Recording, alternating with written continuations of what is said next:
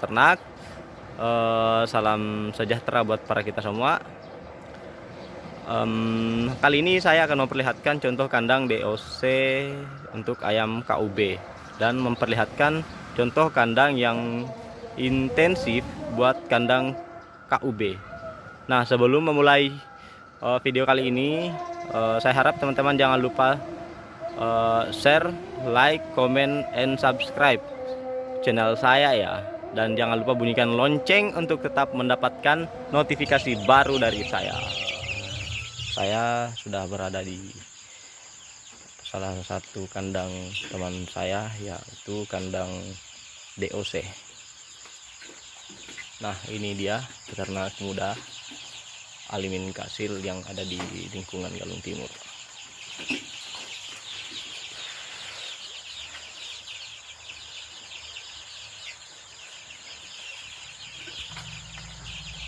Nah, di sini kita bisa lihat kandang untuk DOC, sekaligus bisa untuk menampung 100 ekor ayam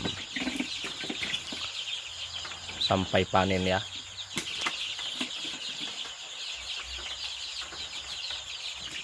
Nah, untuk lebih jelasnya mengenai masalah ayam yang ada dalam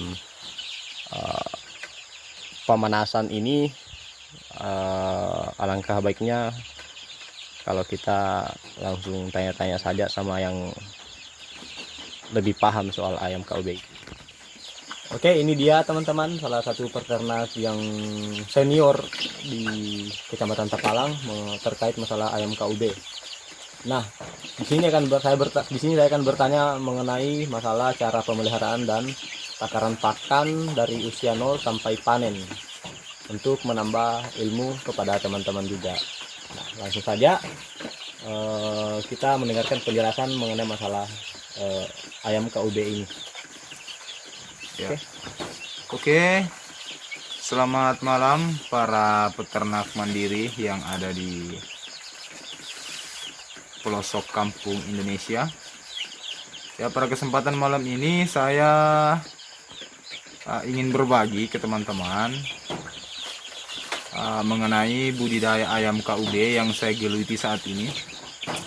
Jadi yang sekarang teman-teman bisa saksikan bersama-sama ini adalah ayam-ayam saya usia 3 minggu ya, 21 hari.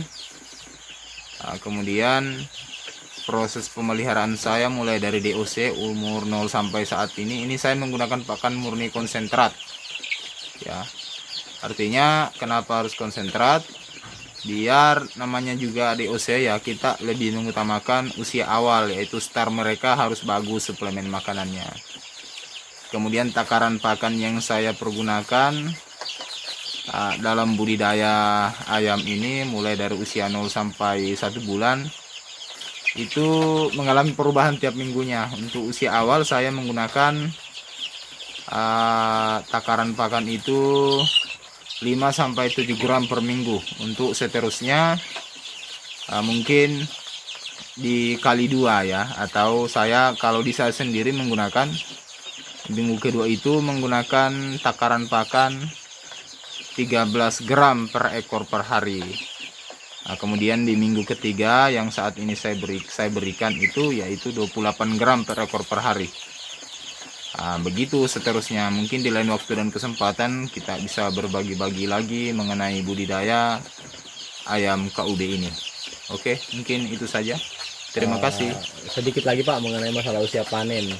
Di sini apa sih yang betul-betul menjadi keunggulan mengenai masalah ayam KUB ini sehingga kita harus betul-betul beternak ayam KUB dibanding ayam-ayam yang lain?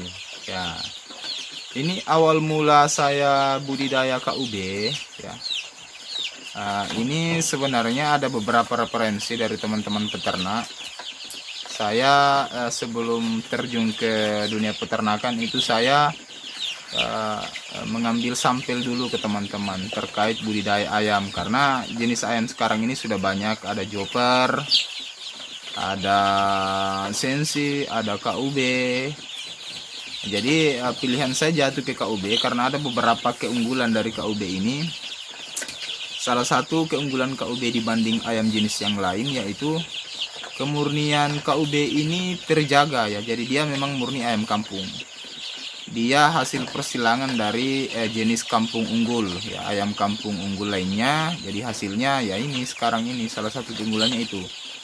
Yang kedua, dia usia panennya lebih cepat ya. Dia usia panennya lebih cepat dibanding ayam kampung asli. Usia panen ayam KUB ini 2,5 sampai 3 bulan. Dia sudah mencapai bobot 1,2 1,4 ya, berdasarkan pengalaman saya. Kalau terkait bobot itu kan tergantung dari bagaimana kita memelihara budidaya kita.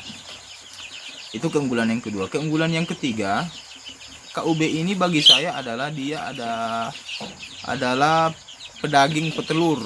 Jadi untuk dikembangkan KUB ini saya rasa sangat baik ya, karena dia bisa kita jadikan sebagai pedaging dan juga bisa kita kembangkan untuk menghasilkan DOC ya. Ini yang saya sekarang geluti adalah bagaimana menghasilkan DOC unggul dari kemurnian KUB ini.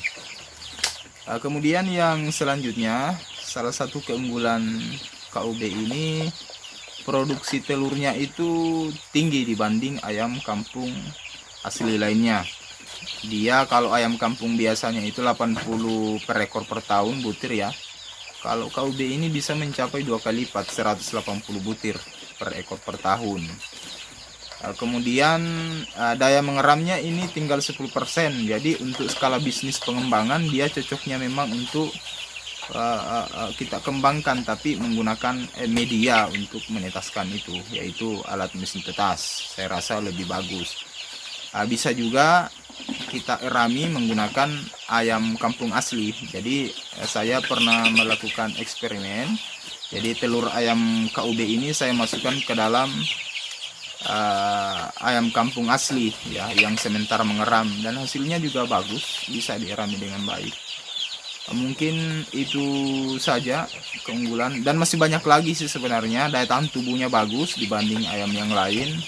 Dia lebih tahan di beberapa iklim yang memang ekstrim bagi para peternak. Oke, cukup itu dulu. Terima kasih.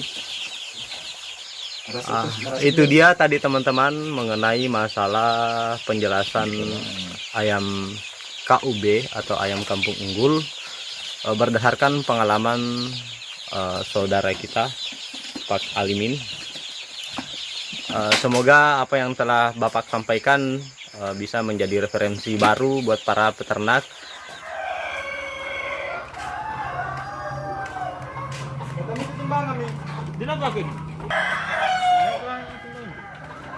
Dia